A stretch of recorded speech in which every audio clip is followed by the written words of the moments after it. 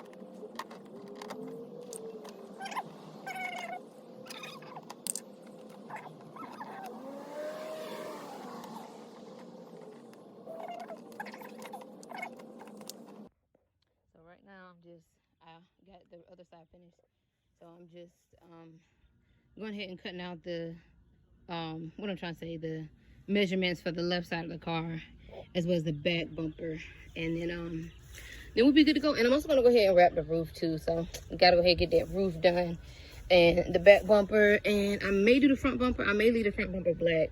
I have so much wrap left though, I'll probably go ahead and do that in the black marble as well. But it's looking lit, guys. It is looking so good, and I've been doing this outside, so you know I just got to finish tucking and getting a couple bubbles out, and she is looking mighty fine. Yes indeed. And I gotta get some more tail light tint to kind of darken these up with the what you call them, to kind of darken them up a little bit, and then I can finish doing it. And I'm gonna take the tire letters off, because you know you don't really want to have that on there with that kind of look, you know.